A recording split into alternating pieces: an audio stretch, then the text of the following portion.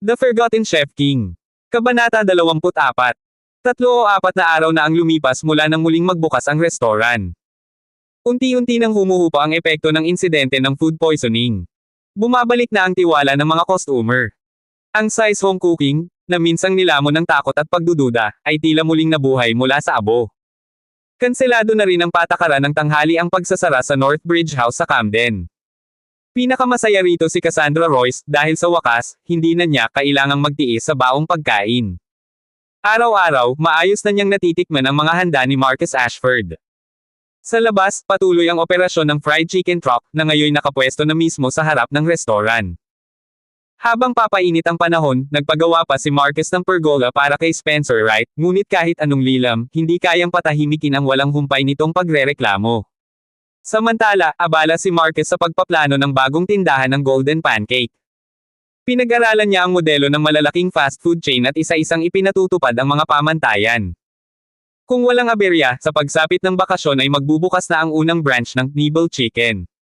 Ngunit kung may isang taong hindi masaya sa mga pagbabagong ito, iyon ay si Cyril Clark. Dahil sa pagbabalik ng normal na klase, tuluyan nang natigil ang kanyang tanghaliang negosyo. Mula sa pagiging dalagang kumikita ng daan-daang piso araw-araw, bigla siyang bumagsak sa kawalan. May kirot at panghihinayang sa kanyang dibdib, at sa isipan niya, may dapat sisihin. May mamalasin na naman, bulong niya sa sarili. Isang umaga, habang abala si Marcus sa pag-aayos ng mga talaan ng gastusin, may pumasok na bisita. Isang pamilyar na mukha. Si Lily White. Wala na ang dati niyang dalawang ponytail. Nakalugay ang kanyang buhok, bahagyang sumasayaw sa hangin. Mas matured ang aura niya ngayon, ngunit kapansin-pansin pa rin ang pamumutla ng kanyang mukha. May bakas ng sakit na hindi pa ganap naghihilom. Ngunit nang magtama ang kanilang mga mata, ngumiti siya. Isang ngiting mahina, ngunit totoo. Gumaling ka na ba? Mahinang tanong ni Marcus, may halong pag-aalala sa tinig. Tumango si Lily at naupo sa isang mesa. Pwede ko bang matikman ulit ang luto mo? Bahagyang natigilan si Marcus. Ano ang gusto mo? Ginisang karne na may labong. Nanlambot sandali ang ekspresyon ni Marcus. Sige. Ako mismo ang magluluto. Sa loob ng kusina, napakunot ang noo ni Sophie Bridgeton. Master, bakit iyon ang in-order niya? Hindi ba noong huli siyang na-hospital, hindi niya halos maalala ang lahat? Sumabat si Edwin Harper habang naghihiwa ng gulay. Hindi ka pa yata naulanan ng pag-ibig, makahulugang sabi nito. Gusto niyang kainin iyon sa huling pagkakataon para tuluyang tapusin ang alaala nila ni Nathan Middleton. Napangiwi si Sophie. Kung makasalita ka parang eksperto sa pag-ibig. Ano bang meron sa babaeng chef ng Paramount Palace at hindi mo masabi? Hoy! Tigilan mo yan! Biglang napaikon si Edwin. Umikot ang mga mata ni Marcus. Tumigil na kayo. Maghugas ka na ng pinggan, Sophie. Sa likod ng tila simpleng usapan, malinaw ang katotohanan. May mga ulam na hindi lang pagkain. May mga ulam na alaala. At may mga alaala na kailangang lunukan kahit masakit. Ilang minuto pa, inihatid ni Marcus ang umuusok na plato ng ginisang karne at labong. Dahan-dahan ka lang, mahinahon niyang sabi. Huminga ng malalim si Lily. Marami na akong natikmang ganitong putahe, mahina niyang wika. Pero, dito lang talaga ang pinakamasarap. Ngumiti si Marcus. Bumalik ka lang kung kailan mo gusto. Ngunit umiling si Lily. Wala na sigurong pagkakataon, mag-aaral na ako sa ibang bansa. Inaayos na ni Papa ang mga papeles. Bahagyang kumirot ang dibdib ni Marcus. Alam niyang hindi lang pag-aaral ang dahilan. Ito'y pagtakas. Pagtakas sa isang lungsod na puno ng sugat. Kung ganoon, good luck, marahan niyang sabi. Salamat. Umalis si Marcus patungo sa kusina. Ngunit bago siya tuluyang pumasok, napalingon siya. At doon niya nakita. Habang sinusubo ni Lily ang labong, tuloy-tuloy ang pagpatak ng kanyang mga luha. Tahimik. Walang hikbi. Ngunit bawat patak ay tila kutsilyong bumabaon sa kanyang puso. Humahalo ang luha sa sarsa. Napaisip si Marcus. Kapag ang pagkain ay tinimplahan ng luha, mas sumasarap ba ito, o mas lalong pumapait? Sa kusina, tahimik din sina Cassandra at Edwin. Pati si Sophie ay napayuko. Alam na nila. Ito ang huling pagkain ng isang pusong nagmamahal. Biglang bumantong hininga si Edwin. Naalala ko tuloy ang first love ko. Sabay napatingin sa kanya sina Marcus at Sophie. Ano? Inis na sagot niya. Bawal ba magka-first love ang mataba? Sino? Sabay nilang tanong. My wife. Saglit na katahimikan. Noong una, sobrang lamang niya, pero pagkapakasal, naging tigre. Napailing si Marquez. Sa gitna ng sakit, may halong biro ang buhay. Matapos kumain, nanatiling nakaupo si Lily ng ilang sandali. Pagkatapos, ngumiti siya. Isang ngiting tila nagsasabing, salamat sa lahat. At saka siya umalis. Tahimik siyang pinagmasdan ni Marquez. Lumalaki talaga ang tao kapag nasasaktan, bulong niya. Bigla siyang natigilan. Sandali, hindi siya nagbayad. Napangiti na lang siya. Kinahapunan, tahimik ang restoran. Naglalaro ng chess sina Spencer at Edwin. Si Sophie ay naligo upang takasan ang init. Si Marquez ay abala sa pagsusulat ng plano para sa pagpapalawak ng fast food business, training system, supply chain, bawat detalye. Biglang may pumasok na matandang lalaki. Dry fried beef, maaliwalas na wika nito. Napatingala si Marquez. Mr. Arthur Sinclair. Ang isa sa mga hurado sa kanyang chef exam. Ngumiti ang matanda at iniabot ang isang dokumento. Opisyal na ang chef certificate mo. Dinala ko na mismo. Nagulat si Marquez. Hindi ito karaniwang ginagawa. Pwede nyo naman akong tawagan. O, nakangiting sagot ni Arthur, baka gusto ko lang ulit tikman ang luto mo. Matapos maupo, biglang naging seryoso ang ekspresyon ng matanda. Marquez, interesado ka ba sa isang dinner contract? Napakunot ang noo ni Marquez. Anong klaseng dinner? Isang luxury banquet. Sa loob lamang ng isang gabi, 200,000 piso ang bayad.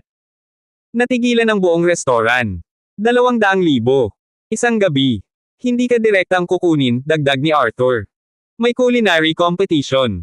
Kung mananalo ka, sayo ang kontrata. Napatingin si Marquez sa kanyang maliit na restoran. Isang one-star chef. Isang simpleng tindahan. Ngunit sa puso niya, alam niyang higit pa siya roon. Anong klaseng banquet ito? Tanong niya. Ngumiti si Arthur. Ang pinakasikat sa Camden City.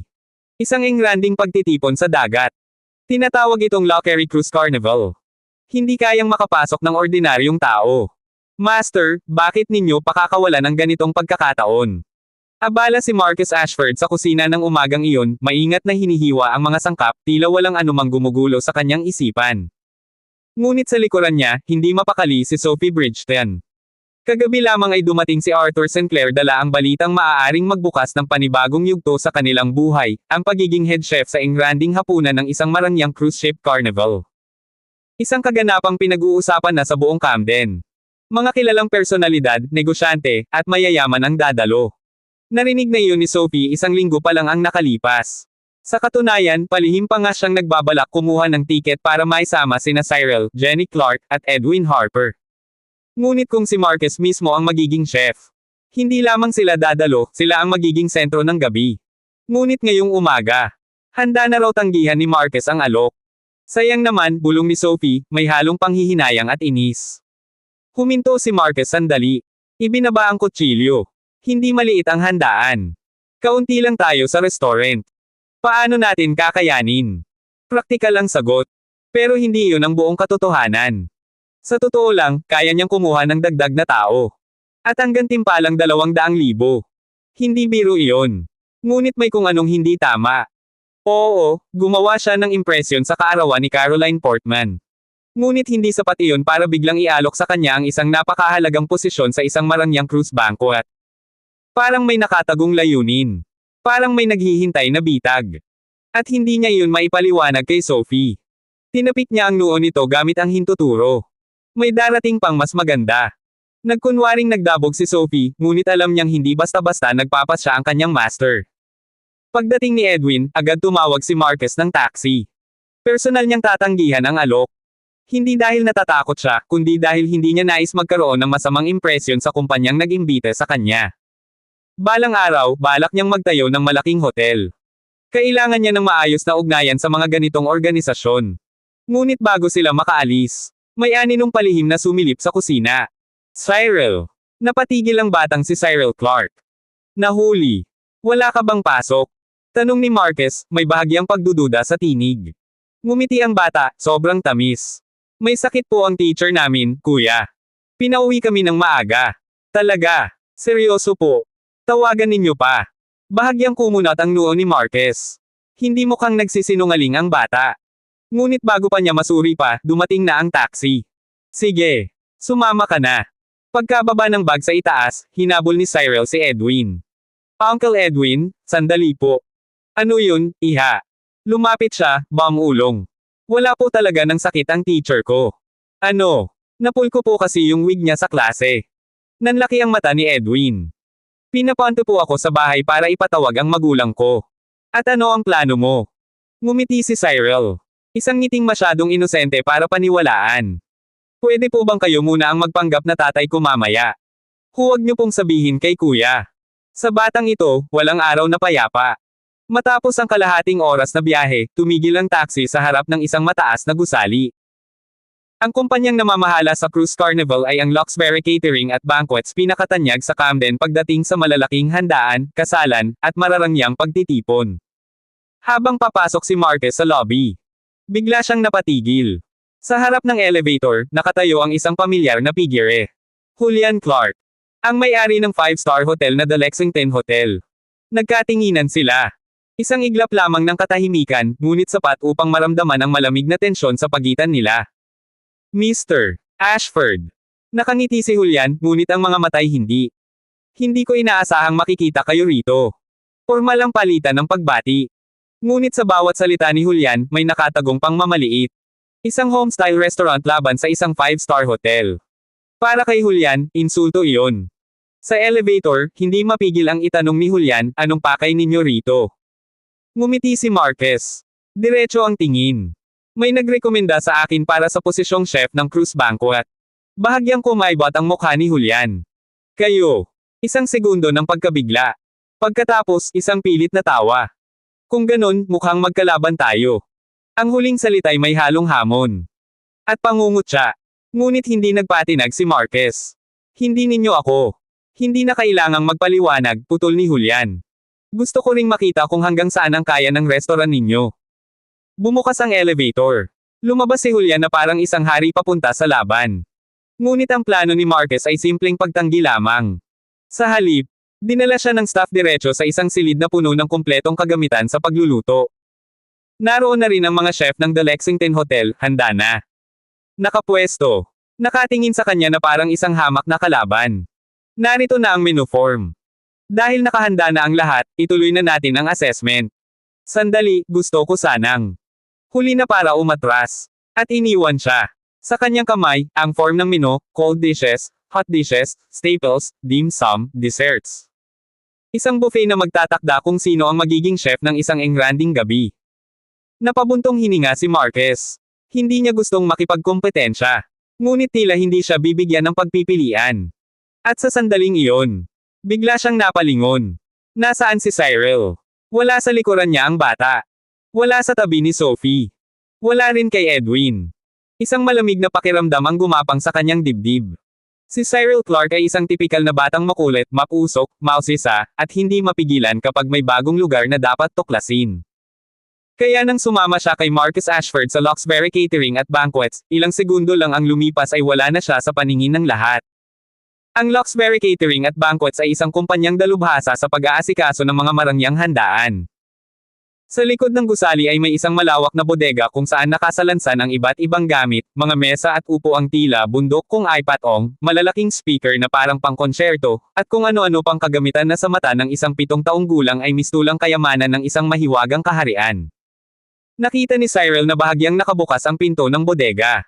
At gaya ng isang pause ang hindi mapigilan ang kuryosidad, palihim siyang pumasok. Hinaplos niya ang mga mesa. Tinapik ang mga speaker. Pinagmasdan ang mga kahon. Sa isip niya, para siyang napunta sa isang lihim na mundo. Hanggang sa, may narinig siyang mahinang pag-uusap mula sa labas ng bodega.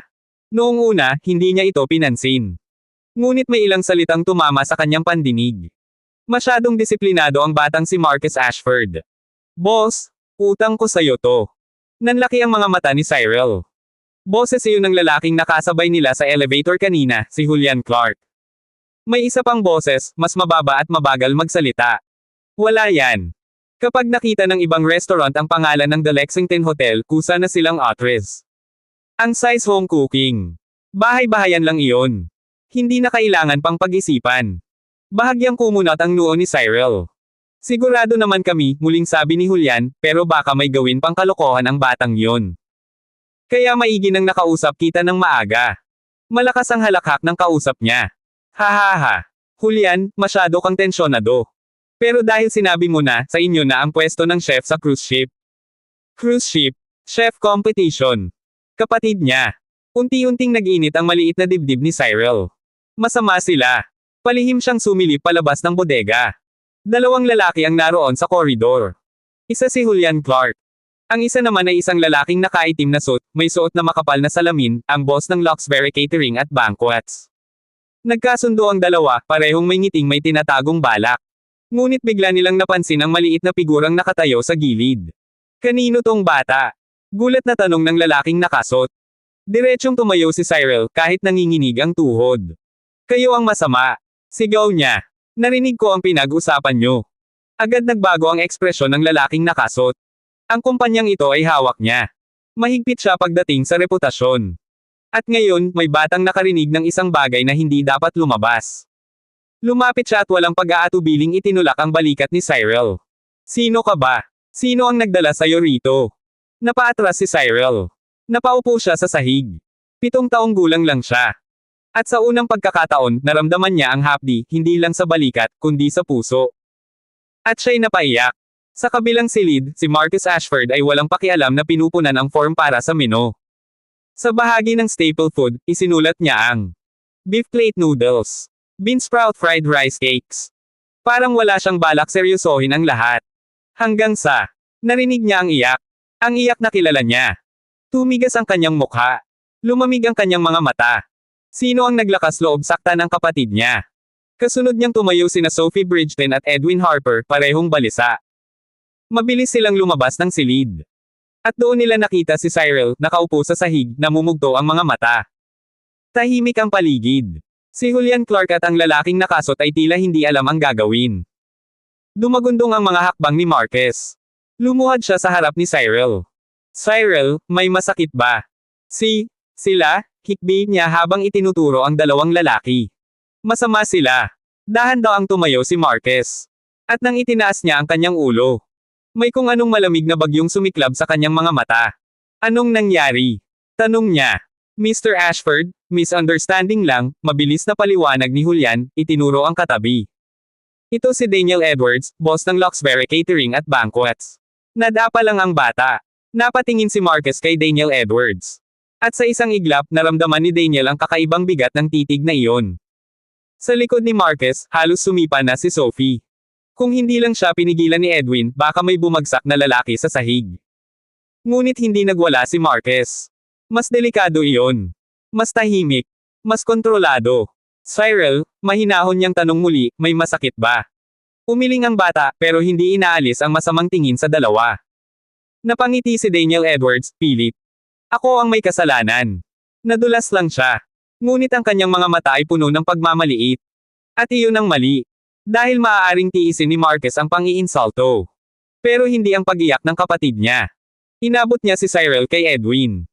Pagkatapos, tumayo siya. Diretso. Matatag. At tungkol sa cruise ship carnival. Tahimik ang buong koridor. Ang size home cooking ay sasali. Bahagyang nanikip ang mukha ni Julian. May chef competition, hindi ba? Dagdag ni Marcus. Sandaling katahimikan. Simulan na natin. Isang binatilyong chef ang nagsabi nito. Ngunit walang ni isa ang natawa. Dahil dama nila ang bigat ng bawat salita. Pagbalik nila sa silid, nagkakagulo ang mga tao. May hawak ang isa sa staff ang form na kakasulat lang ni Marquez. Tingnan niyo to. Lumapit si Daniel Edwards at inagaw ang papel. Habang binabasa niya ang listahan, unti-unting nagbago ang kanyang ekspresyon. Cold dishes. Chopped beef tongue. Colorful duck jade. Cucumber jellyfish. Egg yolk duck rolls.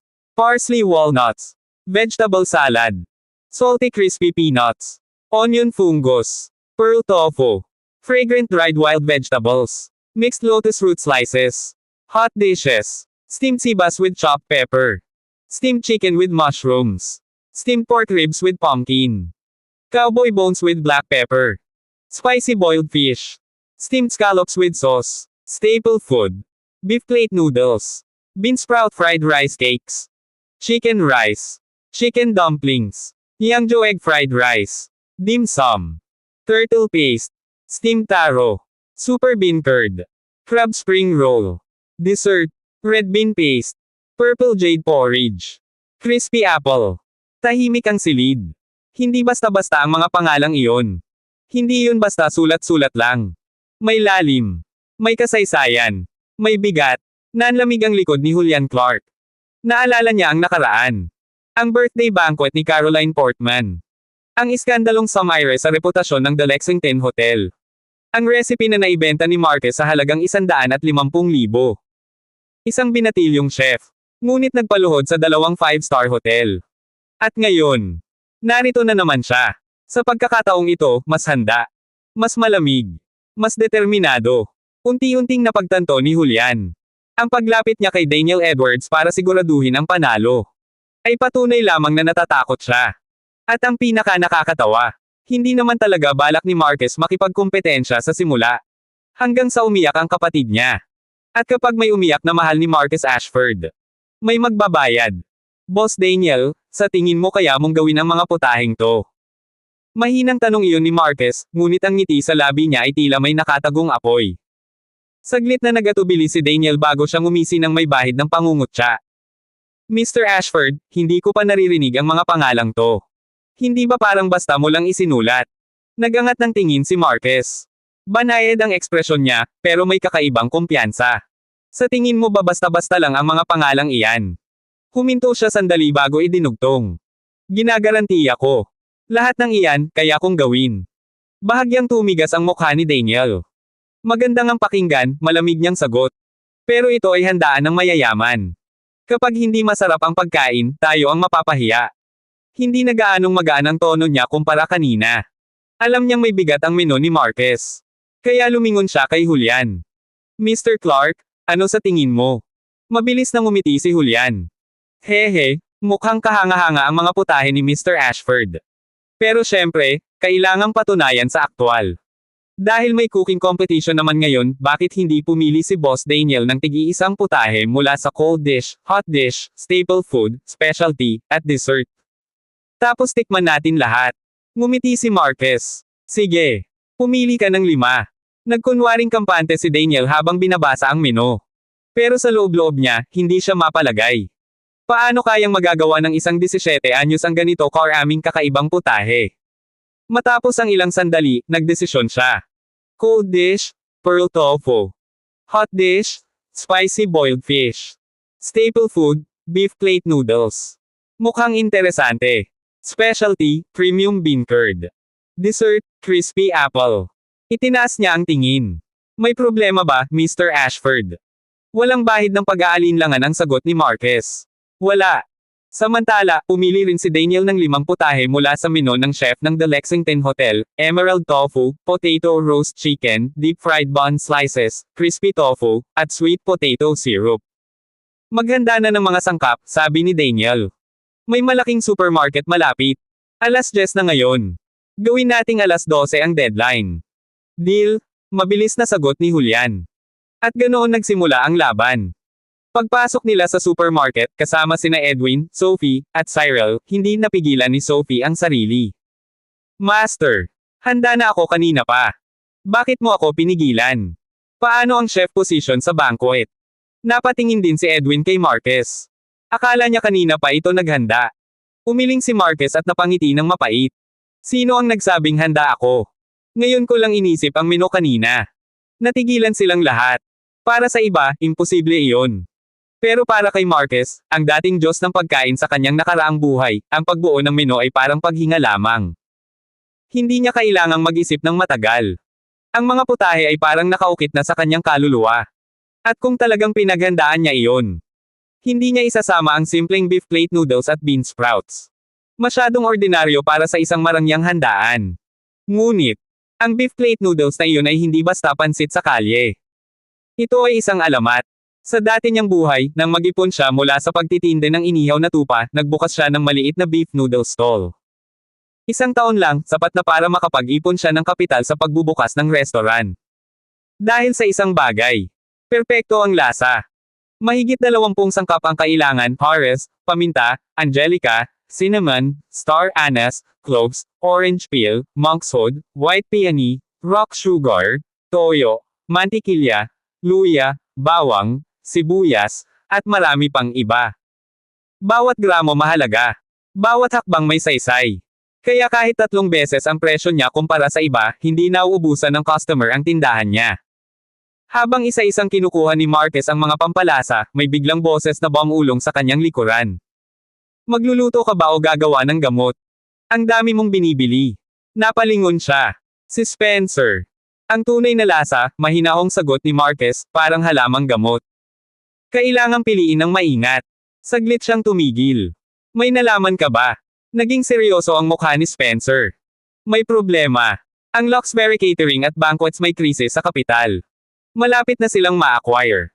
Sino? Raw Horizon Bridge Investments. Namutla si Marquez. Si Margaret, isang mataas na opisyal sa Raw Horizon Bridge. At may koneksyon pa kay Hayden, ang boss. Sinadya ba niya akong lokohin tungkol sa cruise carnival? Bulong niya. Umiling si Spencer. Hindi lang ikaw ang target. Ayon sa impormasyon ko, ang vegetarian sect ay parang teroristang grupo na ngayon. Pinaplano nilang sumalakay sa cruise carnival banquet. Kidnapin ang mayayamang bisita. Biglang nanikip ang dibdib ni Marquez. Kung ganun, mabuti na lang at nalaman natin. Lalayo na lang ako. Hindi pwede, putol ni Spencer. May plano na kami. At congratulations, may pagkakataon kang magsilbi sa bayan. Nanigas ang ekspresyon ni Marquez. Hindi ako sasakay sa cruise ship. Huwag mo akong idamay. Kung ganun, bakit mo sineseryoso ang competition? Ngumiti si Marquez, ngunit malamig.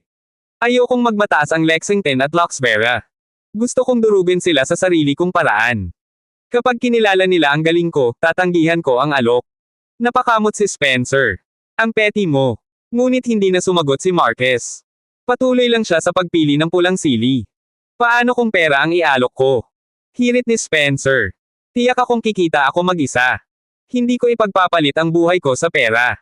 Napabuntong hininga si Spencer. So hindi ka makikipagtulungan. Tumingin si Marquez sa kanya.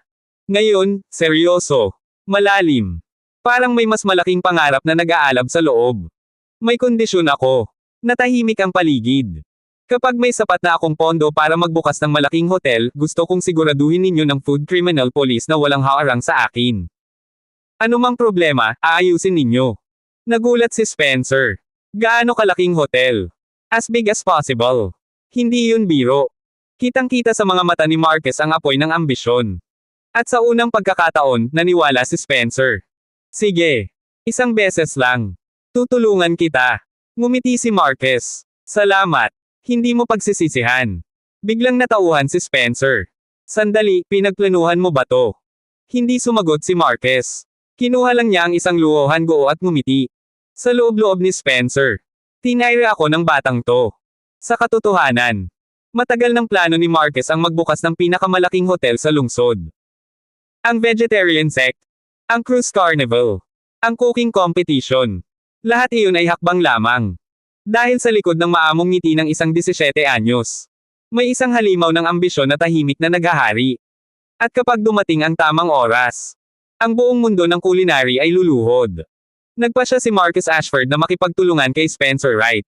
Ngunit ang detalye ng kanilang kooperasyon ay maaari pang pag-usapan sa tamang panahon. Sa ngayon, iisa lamang ang mahalaga. Kailangan niyang manalo sa culinary competition. Dahil kung matatalo siya, lahat ng plano ay mauuwi sa wala. Alam niyang may sabuatan sa likod. Hindi siya bulag. Ramdam niyang may lihim na pagkakasundo sina Daniel Edwards at Julian Clark. Ngunit sa kabila nito, nananatiling kalmado ang kanyang mukha. May tiwala siya sa sarili niyang kakayahan. Pagkalipas ng 10 minuto, nagtipon sina Marquez, Edwin Harper, Sophie Bridgeton, at Cyril Clark sa labas ng supermarket. Bitbit nila ang mga sangkap na gagamitin. Nagulat man sina Edwin at Sophie sa biglaang tawag, ipinaliwanag lamang ni Marquez na kailangan niya ng tulong, at sapat na iyon para hindi na sila magtanong. Sa daan pabalik sa Luxberry Catering at Banquets, marahang lumapit si Sophie kay Marquez. Master, may narinig si Sai kanina, bulong niya, may bahid ng pag-aalala. Nag-uusap sina Daniel at Julian. Parang may lihim na usapan tungkol sa pagkuha ng chef para sa cruise dinner. Hindi agad sumagot si Marquez. Bahagya lamang siyang ngumiti. Ayos lang, sabi niya ng payapa. Saglit siyang yumuko at tumingin kay Cyril na naglalakad sa tabi niya. Hawak nito ang malaking pulang mansanas, kinakagat paminsan-minsan. Namumula pa ang mga mata, halatang may dinaramdam. Dahan daw ang hinaplos ni Marquez ang ulo ng bata. Tayo ang magdedesisyon kung sino ang magiging chef sa hapunang iyon, mahinahon ngunit may bigat niyang sabi. Sa tinig pa lang niya, ramdam ang determinasyon. Hindi lamang siya tiwala sa lasa ng kanyang lutuin. Tiwala rin siyang may mas malaking dahilan kung bakit kailangan niyang makasakay sa cruise na iyon. Pagdating sa Luxberry Catering at Banquets, abala na ang mga chef ng The Lexington Hotel. Mainit ang mga kalan, umaalingasaw ang iba't ibang amoy ng rekado. Ngunit nang humakbang si Marquez sa kusina, tila nagbago ang ihip ng hangin. Edwin, ikaw sa isda. Spencer, tulungan mo ako sa noodles. Sunod-sunod ang utos. Walang pag-aalinlangan. Master. Ako rin po. Sabik na sabi ni Sophie. Ngunit seryosong tumingin si Marquez. Samahan mo si Sai. Bantayan mo siya. Natigilan si Sophie. Opo. Ngumiti si Marquez ng bahagya. Kahit sa gitna ng tensyon, hindi niya nakakalimutang protektahan ang mga mahalaga sa kanya. Pearl tofu. Spicy boiled fish. Beef plate noodles. Premium bean curd. Crispy apple. Pinili niyang unahin ang beef plate noodles, ang pinakamatagal ihanda, at ang may pinakamasalimuot na proseso. Ang sabaw, ang puso ng noodles, ang magtatakda ng tagumpay. Ibuhos ang mantika. Igisa ang luya at bawang. Isunod ang toyo, bean paste, asin, asukal na bato. Sumangaw ang halimuyak. Idinagdag ang diced beef at pulang sili. Dahan daw ang inabot ang 8 luto. Nang magsimulang magmantika ang sili, ibinuhos ang tubig. Pagkumulo, isa-isang inilagay ang mga pampalasa. May pagkakasunod-sunod. May sukat. May lihim. Ito ang personal na formula ni Marquez, isang kombinasyong hindi basta-basta natututuhan sa paaralan. Sa huli, nagdagdag siya ng mantikilya. Isang manipis na patong ng langis ang lumutang sa ibabaw, kumikislap sa liwanag ng kusina. At pagkatapos, mahinang apoy. Walang takip. Hayaang magsalita ang singaw. Unti-unting kumalat ang amoy. Hindi basta amoy. Isang malalim, maalat-alat, bahagyang maanghang na halimuyak na tila sumasakal sa gutom ng sinumang makakaamoy dito. Napahinto ang mga chef ng The Lexington Hotel. May ilan sa kanila'y may level 4 chef certificate. Sanay sa mga mamahaling putahe. Ngunit ang ganitong klase ng aroma, ngayon lang nila naamoy. Nagtataka sila. Ano ang timpla? Anong pampalasa? Paano nabuo ang ganitong lalim ng lasa? Samantala, napansin ni Julian Clark ang paglingon ng kanyang mga tauhan. Kumunat ang noo niya at umubo ng bahagya. Nagbalik sa trabaho ang mga chef, ngunit alam niyang may nabago na. Humigop siya ng hangin. At sa unang pagkakataon, kinabahan siya. Marcus Ashford, ano ba talaga ang niluluto mo? Habang lumalalim ang pagkulo ng sabaw, lalong tumitindi ang halimuyak. Pati mga empleyado mula sa ibang departamento ay nagsimulang magsiksikan sa may pintuan. Mahigpit ang pamamalakad ni Daniel Edwards. Bawal ang paglibot-libot sa oras ng trabaho. Ngunit ngayon, walang may pakialam. Parang may mahiwagang puwersang humihila sa kanila. May ilang nagbiro. Kahit mapagalitan mamaya, sulit kung makakatikim lang. Kahit si Daniel mismo. Nasa gitna ng mga empleyado. Tinitigan niya si Marquez na parang ngayon lang niya nakilala. May ganito pala siyang kakayahan, bulong niya sa sarili. Isang simpleng panghimagas, nayayanig sa lahat. Napansin ni Marquez ang dalawang batang tahimik sa sulok. May lungkot pa rin sa mukha ni na Sophie at Cyril. Kaya't napagpasyahan niyang gumawa ng panghimagas. Isang simpleng crispy apple. Kinuha niya ang mansanas. Sa isang iglap, swish, swish, swish. Bumagsak ang balat ng tuloy-tuloy, parang isang pulang ribbon. Napanganga si Edwin. Napahinto si Spencer. Ngayon lang nila nakita ang ganitong klase ng knife skills mula kay Marquez, mabilis, malinis, elegante. Parang sumasayaw ang kutsilyo sa kanyang kamay.